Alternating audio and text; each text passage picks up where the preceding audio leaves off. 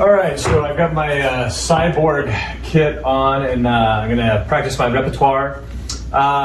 You know, I'm not trying to be a musician, and I'm not trying to pretend that I am, but what my project about pianowithmichael.com is about really using kind of neuroscience and the activity that happens in the brain when you play music, number one, with the emotions, expression, but also kind of the mathematics behind music. But with a piano, you have ambidexterity, and I'm doing a lot of research on neuroscience on what happens to specific regions of the brain when you use your fingers and your arms, and just the whole complex process of what goes on when you use your hands and fingers, but also to play music. And so essentially what I do is I use music and piano as a way to enhance cognitive processes. And so today I'm gonna work on being comfortable in front of a camera again, but also work on my repertoire, maybe some improvisation, and we'll see what happens, okay? So this is Bach's aria from the Goldberg Variations.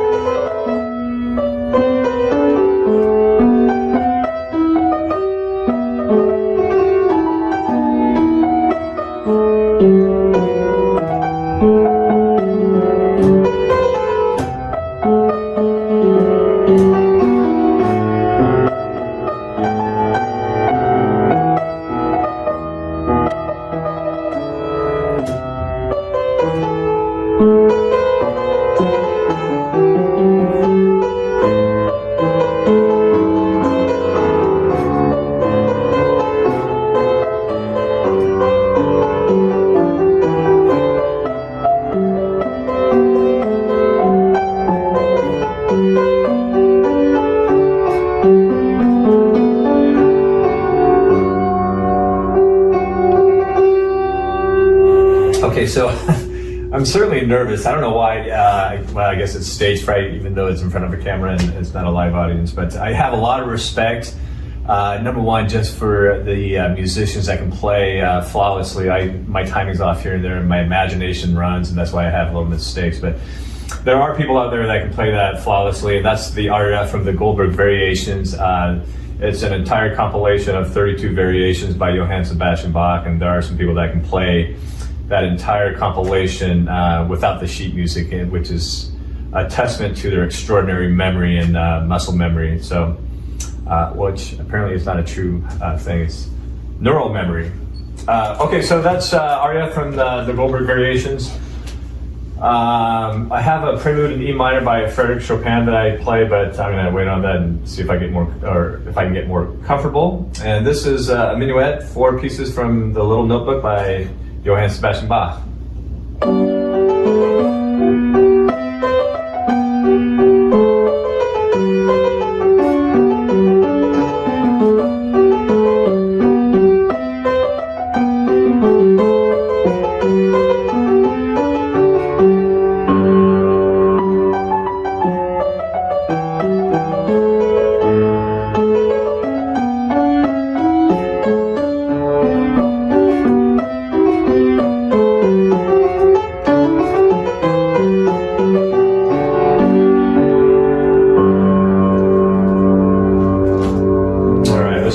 Johann Sebastian Bach's Prelude No. 1 from the Well-Tempered Clavier in C major.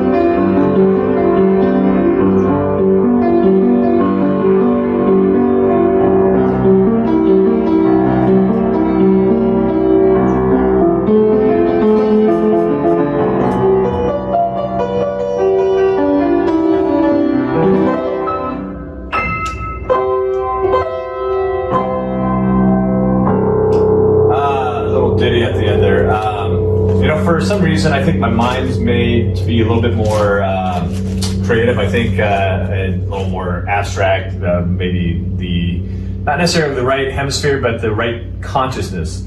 My theory, and it's a lot. There's a lot of neuroscience and theoretical neuroscience that might allude to the fact that we do have dual consciousness.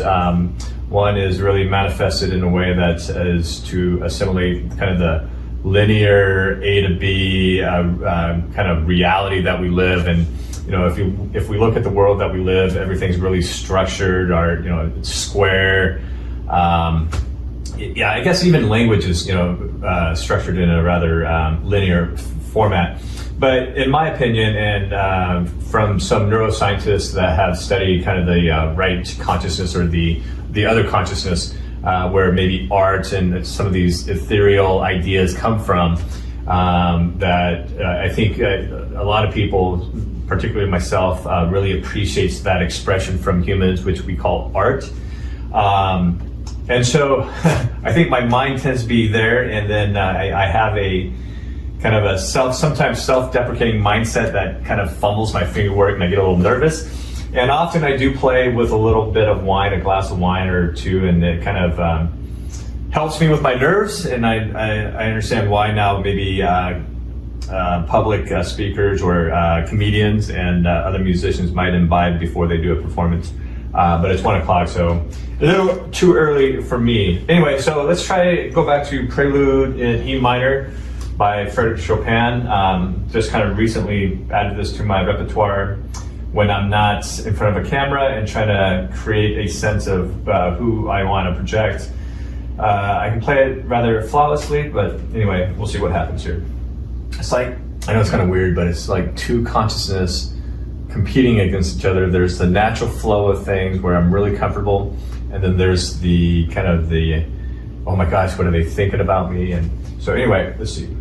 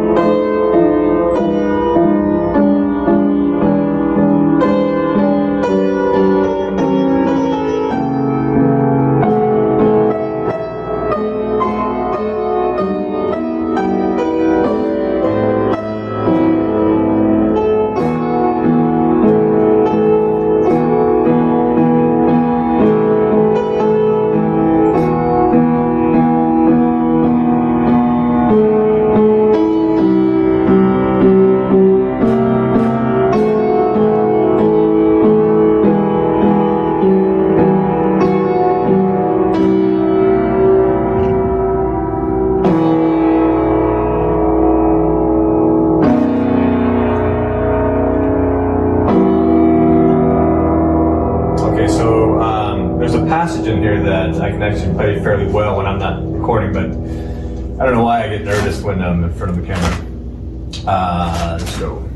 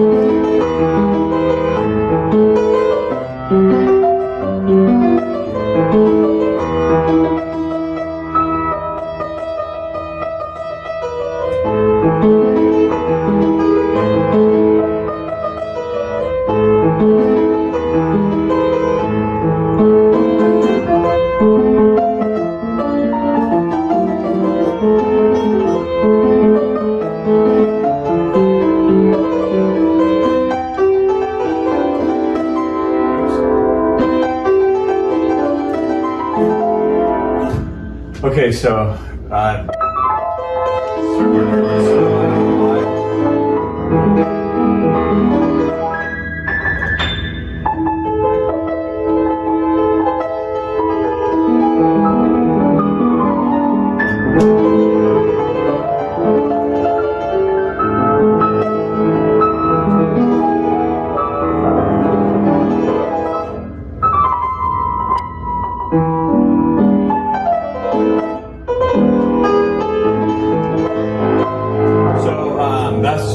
was just a riff off of the fur release pattern. But my playing there, and I know a lot of academic musicians will really frown upon the way I play, maybe even the way I talk about music and maybe the way I teach it. But I think all music expression is great, but the approach that I'm taking, and it's a sincere approach, is that because of my playing and using my left hand and specifically using my left hand to focus on stimulating neural regions in the right hemisphere of the brain, which is the parietal lobe, but there's a lot of functions between different, not just lobes of the brain, but regions of the brain that kind of coalesce into the prefrontal cortex, which is responsible for like organizing pretty much all the stuff that's going on, then expressing it. And so going back to why I play piano and why I'm kind of proposing my pitch is that I'm not really trying to take these lessons or my presentation as a way to make people better at performing, because I know I lack. When you dive deep into the classical musicians and listen to them, which we can all find online now because of YouTube, when people play Beethoven, Bach, Mozart, and the classical genre at that kind of elite level, there is a depth, complexity, and just this richness of nuances that I can't even, explain or, express here. But being someone that really appreciates that music, I've learned that that's what they do, and they express it. And for me, to hear someone talk about it, just, number one, it humbles me. It basically tells me that the more you learn, the more that you don't know.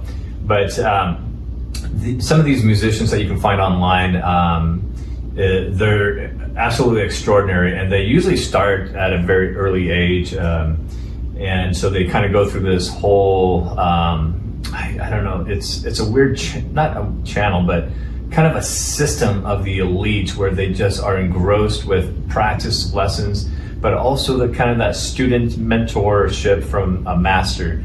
And there's a lot of nuances that, I don't know. And quite frankly, I just don't, I'm not inclined to want to learn them, because it gets away from all the other stuff that I'm doing. And I'm not trying to teach people to play classical music. I think there's a complexity in even these certain pieces that are able to stimulate and utilize the left hand and the right hand in kind of an ambidextrous manner that facilitates a neural activity that then kind of circulates in different regions of the brain that then manifests into muscle movements. And I think it's that component, that myriad of actions and sequences that has profoundly increased my ability to reason, I think, is the number one thing, which then I kind of break into creativity, but also kind of that scientific reasoning, a logistical reasoning, but with a more of a deeper perspective of a lot of things. So, but also I do a lot of improvisation, and I don't adhere to a lot of structured themes, whether it's 4/4, 3/4, or a lot of the popular modalities. But I call it harmonic fractals, because I'm using music and harmonics. But it's taking patterns like that one I just took of and creating what would be like a Fibonacci sequence, or just fractalization of patterns and numbers. And as you would look at, let's say, a flower, it's not just square and a bunch of branches and they're symmetrical, but it's really nature kind of working with mathematics and harmonics of the kind of the vibrations of what creates. Well, I don't want to get too deep in that, because I'm so new to it, but I kind of understand the principles of it, that, with nature and the fundamentals of, let's say, physics, that these beautiful structures can happen. But with, I think with Beethoven, Bach, Mozart, the great classical musicians that a lot of us revere, is that their lives weren't so structured as we have today, whether it's, all the walls that we have. They spend a lot of time in nature.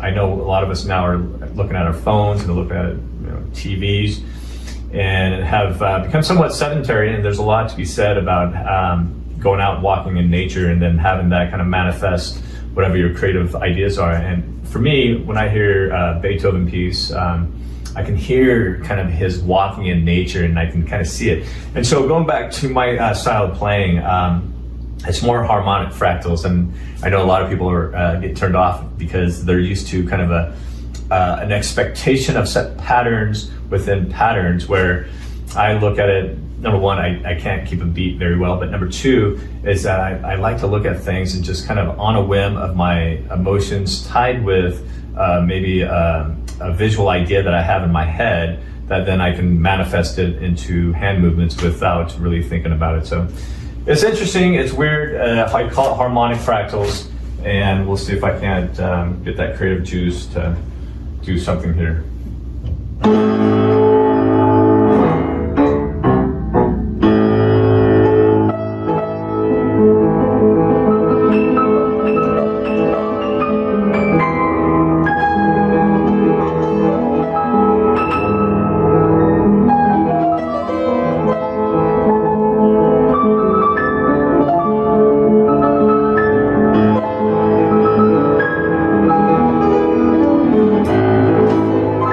So you can hear kind of my thoughts of a bird, or a little chirping there. But it's somewhat melancholy, and I think that melancholy and that yearning is pretty much kind of reflective of where we are today, you know, with all the social drama and the angst between everyone, but also the pandemic and all the loss of jobs, the loss of the bright future that we all had, and now, you know, this whole thing with Russia. I've always been like that kind of, because I've always loved Beethoven's for release. But when I play, I do put a little bit of like yearning, a little hopefulness in those patterns.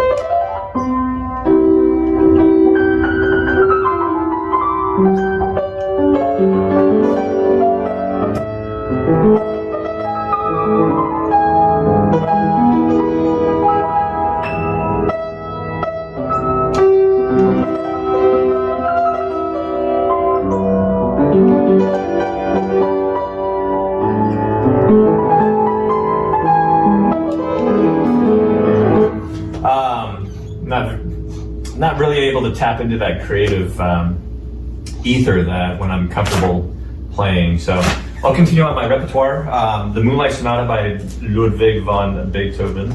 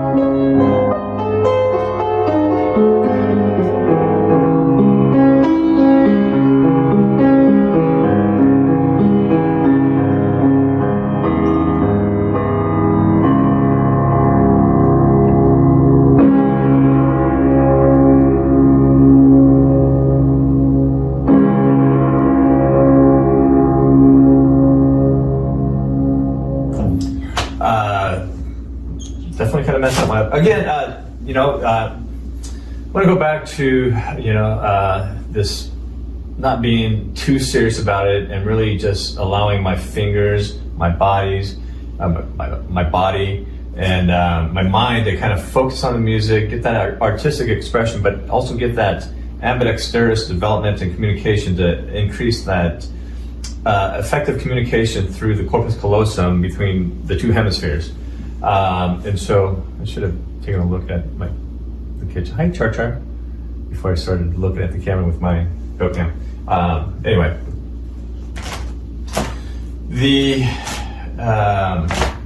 I'm going back to where I was going before I went on an improvisational tangent.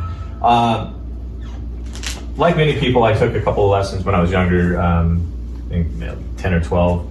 And because of the exercises and maybe because of the relationship that I had with my teacher, wasn't a really good fit. And so I quit and then played, once a year, and then in college, maybe twice a year. But it wasn't until about 6, maybe 7 years ago where I decided to just kind of dedicate a half an hour to an hour a day to practice and play and really focus on my left hand, because the music that I play, even though I'm not playing it very well here, some of the inventions by Johann Sebastian Bach and even Beethoven and Mozart requires you to use your left hand and develop very complex but fine motor movements in the left hand, which being a right-handed person, being a certain age, I didn't have. And so in developing that, my left hand dexterity in not just a rote memorization playing, but also in a kind of a creative, improvisational, but also running it with my right hand, which I'm not really displaying here very well. I noticed within 9 months at the most, there were some cognitive or at least perceptual differences that I saw that I had, which I call the analytical reasoning, but also creative thought genesis. And if you look at my book and my website, it's really about using ambidexterity, improvisation, complex development of fine motor movements, and using music to enhance certain cognitive functions that allow the brains to communicate more efficiently in all areas, not just in both hemispheres, but also in the prefrontal cortex and the cerebellum, to just not just be able to play music freely and complexly and with a lot deeper meaning, but that also parlays into conversations with people outside of outside of my house, outside of my personal circle, but just kind of a whole different look on how to approach the world and social or society. Now, people that I work with, I've been with my job for about 14 years, including my family. Excuse me. They've seen that I've gone through a considerable change. And number one, I think a lot has to do with just the amount of information that we have online now to readjust our reality to a more complex understanding of everything. And so being a curious person, I've learned a lot more about science, a lot more about history, a lot more about religion, a lot more about a lot of different things, because we live in such great times where the internet, and you got people with PhDs in like neurology, psychology, biology, physics, and all that. They're all out there, and so this collective mindset on YouTube and other video platforms allows anyone to pretty much learn. So once I kind of reasoned outside of my, let's say, dogma of what I expected life should be, and it was a very simplistic view of things, that your view becomes a lot more complex on a lot of different things that you viewed before. And so you have what some people call, Carl Jung called it, a kind of a quantum personality change, an awakening, some kind of, there are incidences and moments where people, through either, drug inducement, near-death experience, religious experience, a true religious experience, and have this kind of rapid personality change and perceptual change. They view the things differently. They become maybe less materialistic and maybe more existential. But another way of doing that, and I think it's a great way to do it for people that don't do drugs and stuff like that, is, and haven't really been keen on doing any kind of religious or spiritual search, is through philosophy and just deep kind of like learning the history of people, the way they think and how they think, and why social dogmas develop and stuff like that. And so anyway, I know that was kind of a tangent, but I wanted to kind of, I guess, explain why I'm such a big proponent of music and on the piano specifically because of the ambidexterity, but from an experiential point of view of how it changed me considerably at an old age. So let's say, really dedicated a regiment about 6.5 years ago. I play a lot more comfortably, but as I want to get out there and kind of explain my story, maybe do certain TED Talks, I need to be able to do it even without a glass of wine. And so, oh man, I keep going on these tangents. Let's get back to the music. Invention number 13. Now let's do Pathetique Sonata and yeah.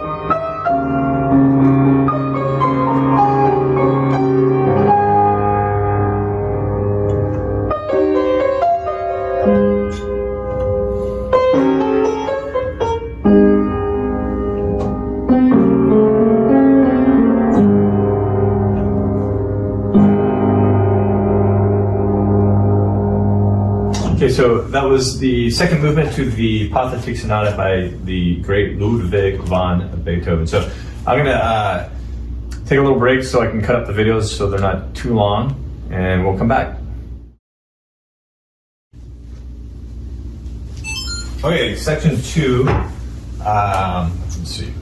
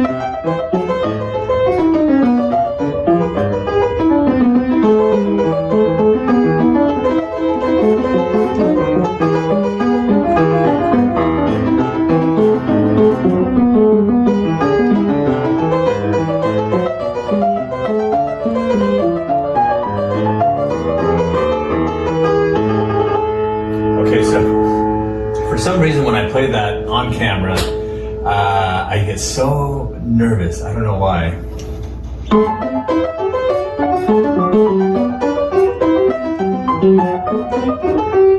Yeah. Let's try.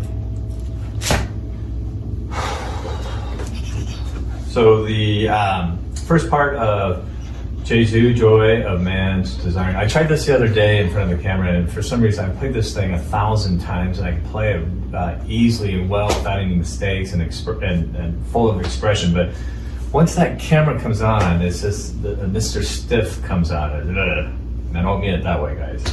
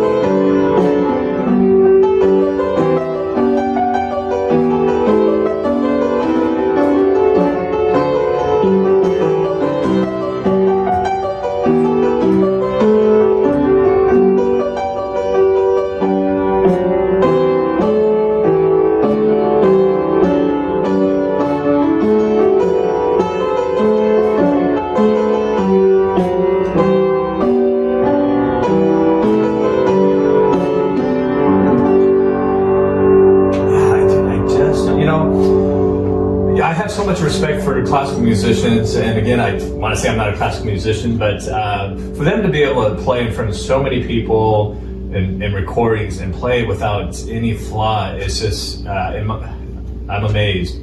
And I think part of even though when I'm playing this alone or not in front of camera, I'm very comfortable and I can play without flaws. My mind, when someone's watching, well, maybe not when someone's watching, but maybe a camera, it's weird. And so my hat's off for those that can play under any kind of circumstance, because it's quite impressive to remember all the notes and not to be able to mess up the fingering. So.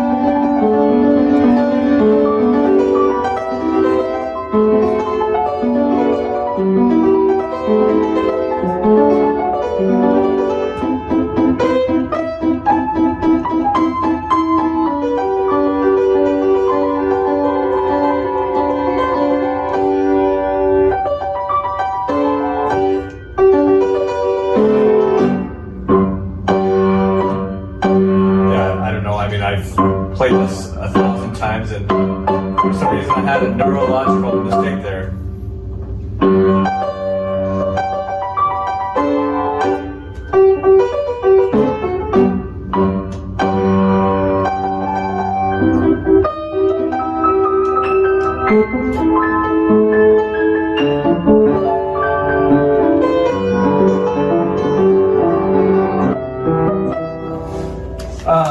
Here, let's play the second part of that.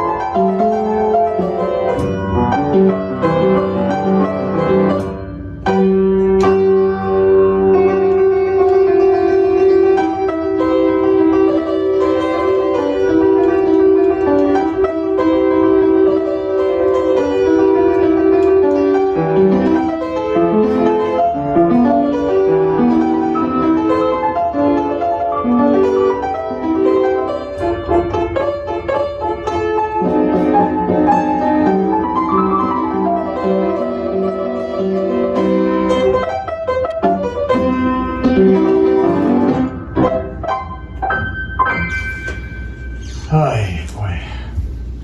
I don't know why. I've got this seriously anxiety right now. Maybe because of what's going on in the world, and then also recording.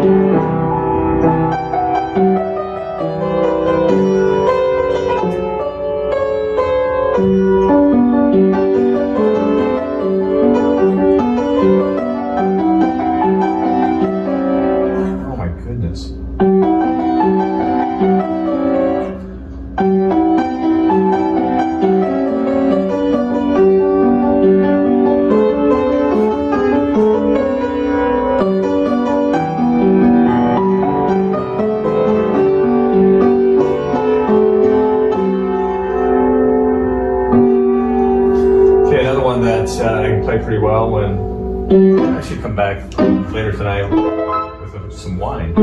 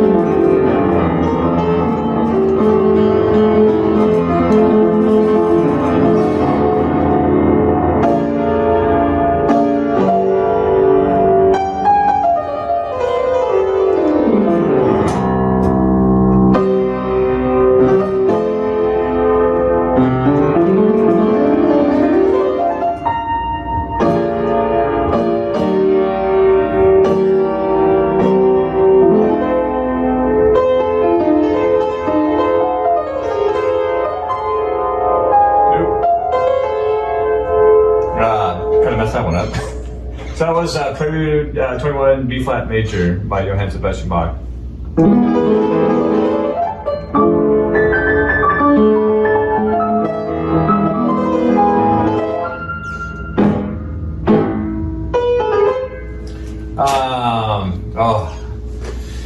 So here's one I've learned in the last month and a half in its entirety. Probably will screw it up again since I'm nervous. So let's see.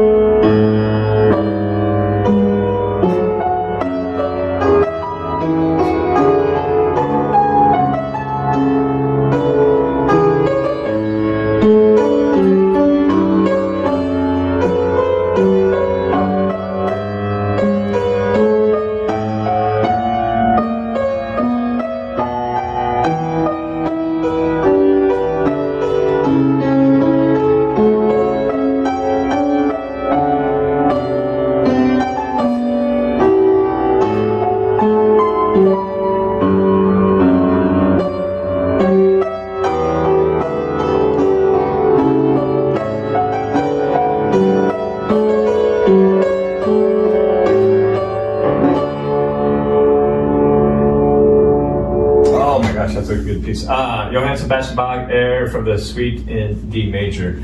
If you go online, there's a lot of people that play that with different instruments, and when they play with strings and kind of an orchestration, it's, in my opinion, one of the most beautiful pieces, and it's a testament to Johann Sebastian Bach, who's considered by many to be at least in the top echelon, maybe the top 3 of great artists when it comes to understanding the emotional complexity of music, but then being able to just write it out in a language that's pretty much universal. I mean, he was a German person, and we understand the music. Any human can understand that music, and you know, one of my sayings is that music is the universal language of humanity, and Bach, Beethoven, Mozart, Chopin, Liszt, all those great masters were able to utilize music and the patterns of music and be able to write it out and express the deep human emotions in all its myriad flavors, but also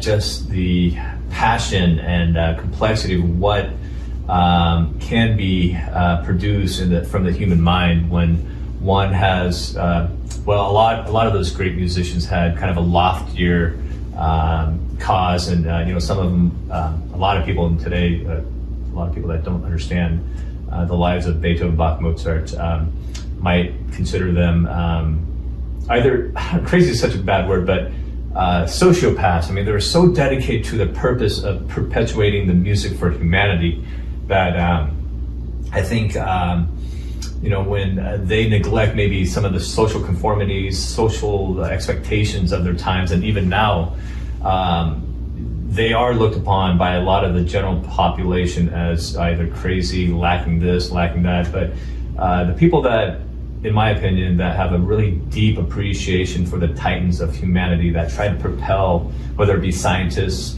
but specifically for me, artists, that try to propel the human spirits and the human emotions, the human creativity beyond the scope of the banality of common society, had to endure a lot. And if you go to my website, pianowithmichael.com, I've got a whole bunch of, not a whole bunch, but I've got a presentation, and maybe I'll elaborate on that down the road, but other lives, the extraordinary lives of Beethoven, Bach, and Mozart, because I focus on them because, number one, I play a lot of their music, the simpler pieces, but I've studied them, and their music pretty much opened my eyes to the deeper realities of the world and music.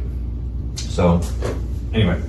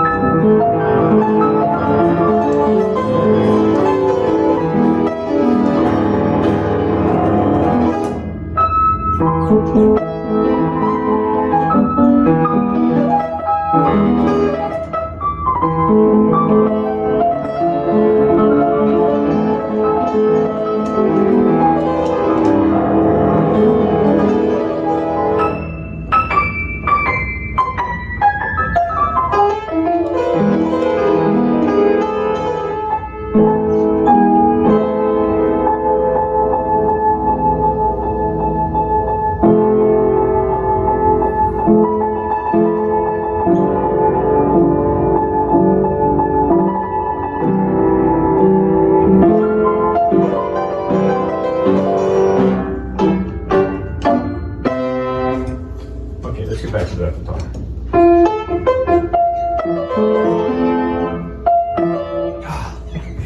I've played this one probably several hundred times, and for some reason now I can't play it. So my right hand, for some reason, it's getting nervous.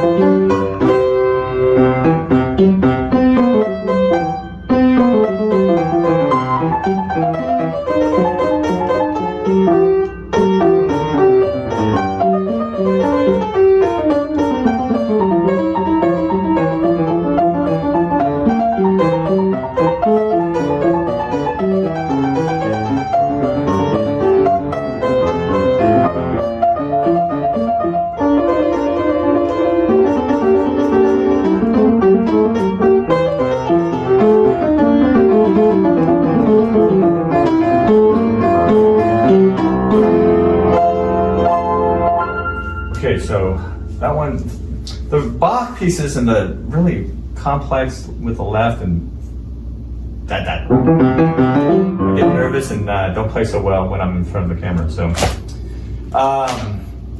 let's see here.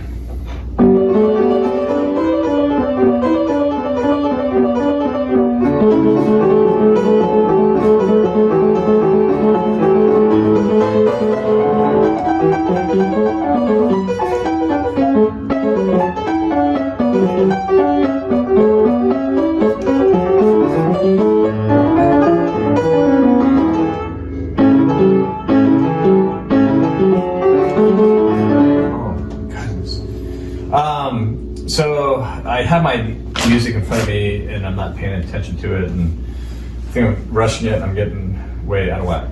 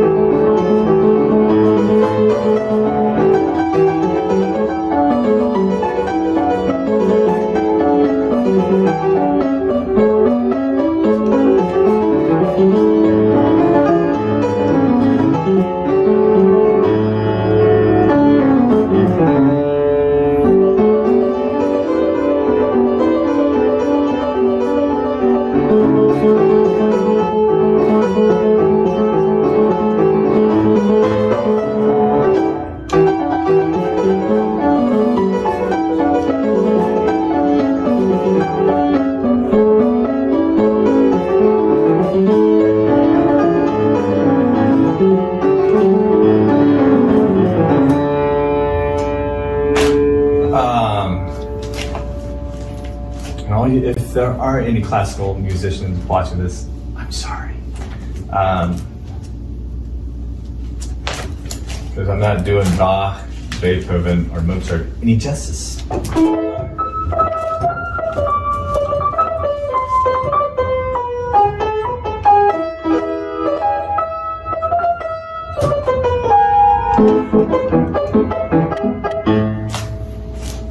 A new piece that I'm working on.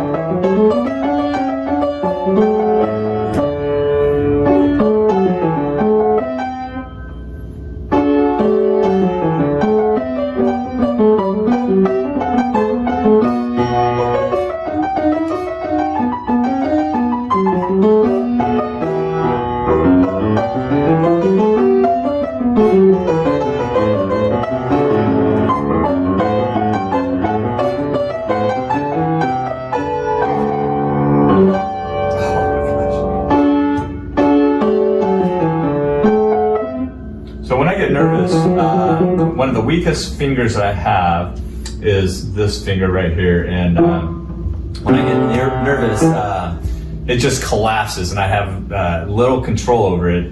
And so apparently there's a story that I don't know if it's Chopin and Schumann or one of the great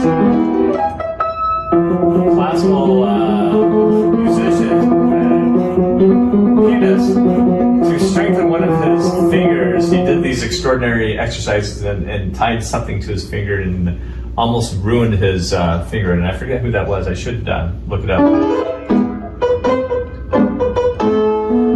So I will spend, this is where exercises would have been nice when I was younger, and the neurodevelopment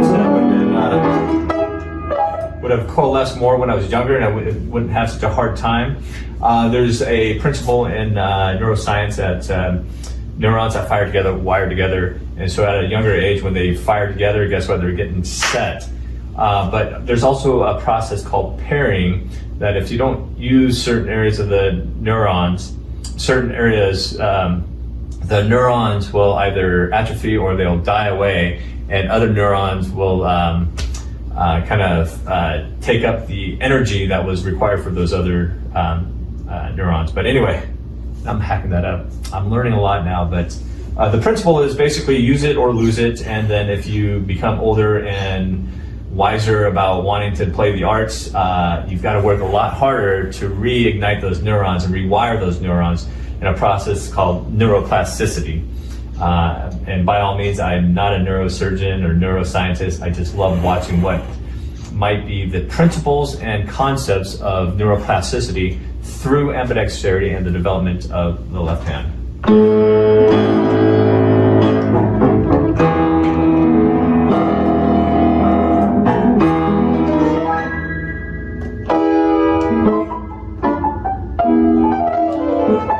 When I have more time, I've got to figure out where the stability, if we'll ever have stability once again with this thing going on with the war and the pandemic, but if I ever get some stability or some in an environment where things are a little bit more certain, I'd love to be able to compose my true first piece of just absolute respect and admiration for the great artist.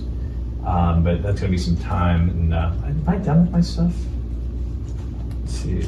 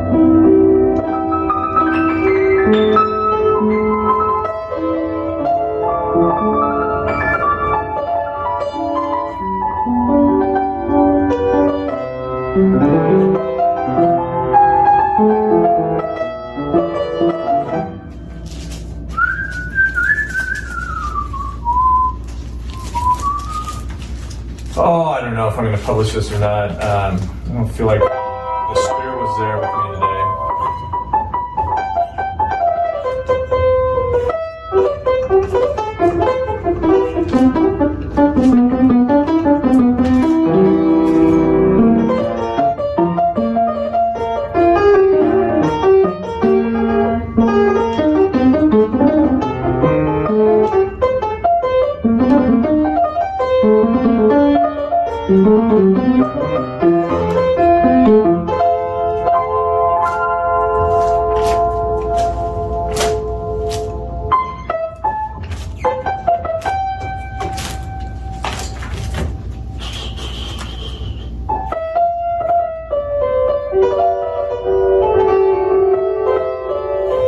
So I want to recap on why I play music and maybe why I might compel some of you to start your journey on music, but more importantly, hopefully get your kids involved in music.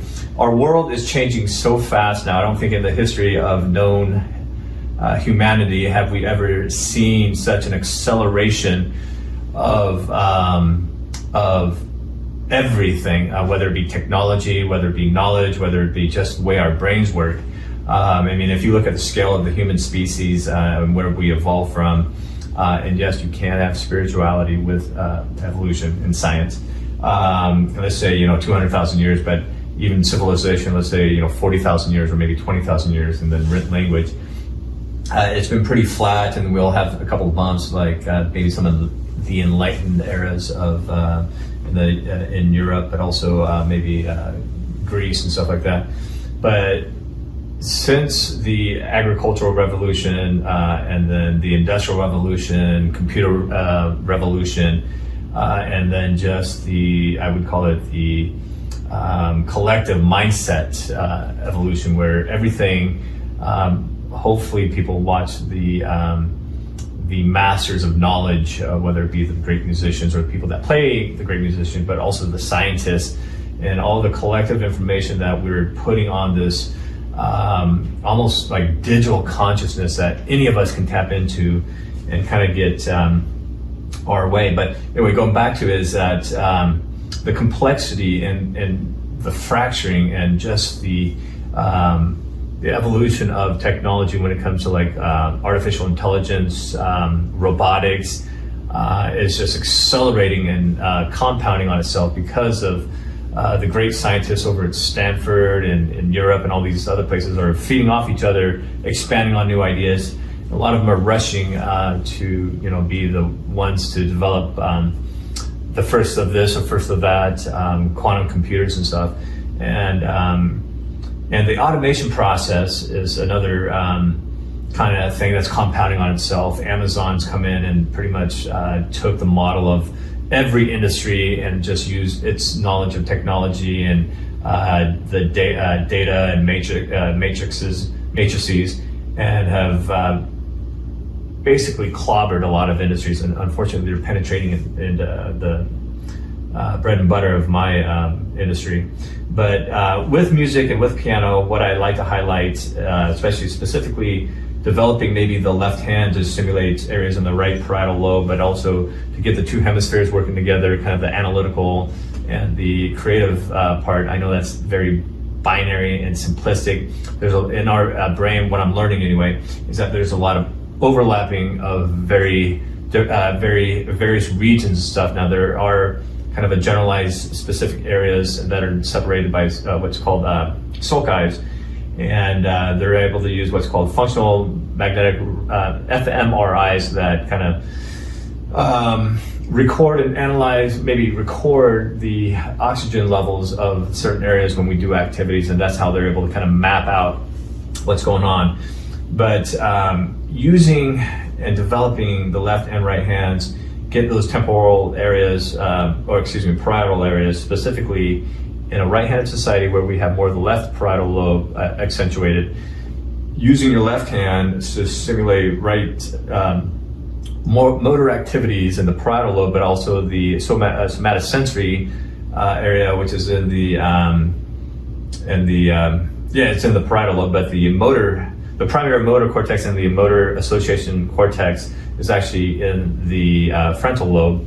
A lot of that you can find online, but the science is there, and what I'm realizing that the change and the creative abilities, analytical abilities, and be able to look at things, and I would say the most important thing is reasoning, to be able to look at things from multiple perspectives and then kind of garner what might be the right solution with the highest probability of outcome, whether it's conversation, whether it's problem solving. Now, a lot of people that might watch this video, if they do watch it, will see that I do I do drive a truck for a living. I work for one of the best, it's a good company, and they pay me quite well to do pretty much interact with the general population.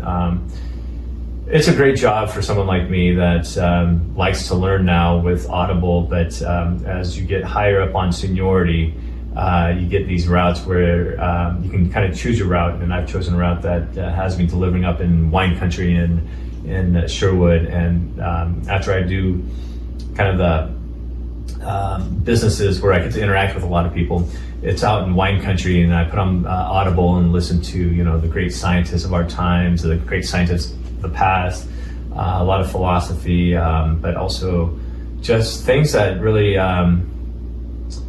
enlighten my perspective of the world.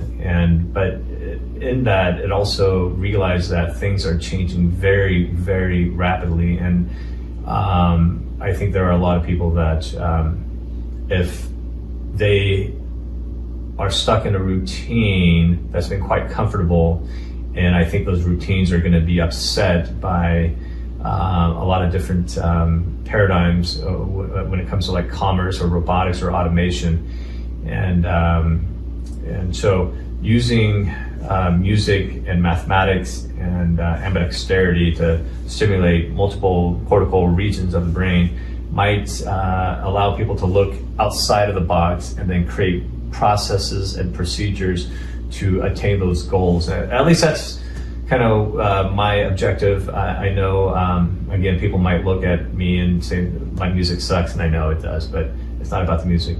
Number two, I'm driving a truck for a living. They pay me quite well, insurance and pension, and they can't ship it overseas.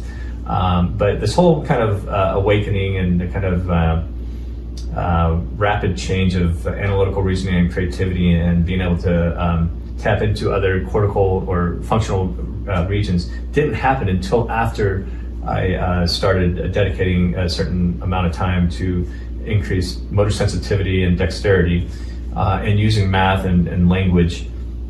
And so, yes, my professional job right now may not indicate that I might have a certain enhanced awareness. But what I'm positing is that it's from where I used to be to where I am now, and the way I look at things. And it's that development from a very cognitive system, not being able to look outside of the box, from there, and then playing and increasing cortical activity using music and piano has greatly enhanced certain ways to look at things. And if we can get our kids, I know it's a challenge now, especially with video games and all the YouTubes and all the, unfortunately, the static entertainment. I don't think we got to figure out some way to at least gamify or create a compelling reason for the kids to play music. And that's why if you look at my videos, I have a lot of butterflies and flowers and stuff, and that's just me. It's a very simplistic stop motion animation that I've done. Given the right funding, given the right access to resources, those could probably be gamified, and then using colors and just kind of a myriad, all the things that kind of excite our kids nowadays with a rich media. For some reason, I still look at the same black and white notes that Beethoven, Mozart, Bach wrote. So as our language and capacities change, perhaps maybe music can change in that way, and with a different initiative, a different look. I come from outside of the music genre, and so that allows me to look at, I think, from a neuroscientific point of view of the benefits of music and the transformational benefits of what music can do to the brain, body, and mind. But unfortunately, it also garners kind of peculiar looks from people that have been in the system for so long and have that traditional approach to music and piano, which is important, obviously. But I think we're losing grasp of our minds for our future kids and generations because of the rich entertainment that's given them a rush of dopamine and other neurochemicals that just allows them to be kind of complacent and stuff. So we'll see. It's just again, that's my approach. I don't usually feel comfortable talking in front of the camera on a deep level, but I think that hopefully I got something out there and someone might be compelled to play. Let's try it with chords.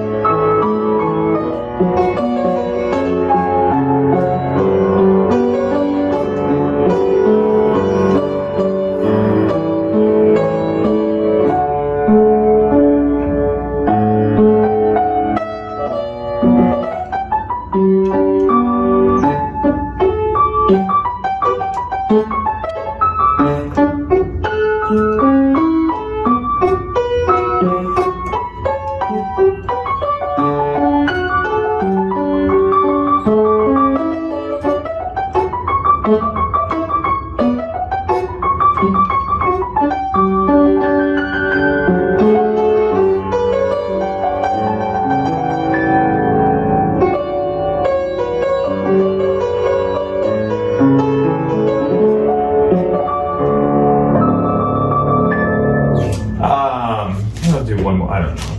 Maybe I'll end on one that's. I don't know. Let's see. I've already played this one today, but I'll play it again.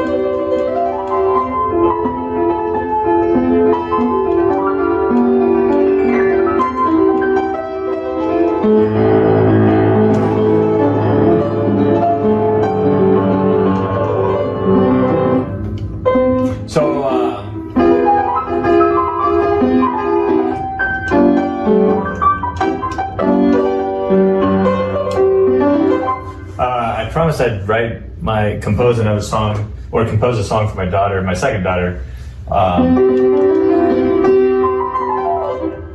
She's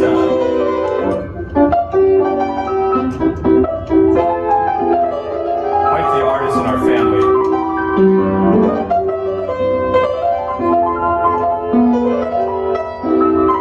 And I was going to try to stay in the theme of the first song that I wrote ever for my first daughter.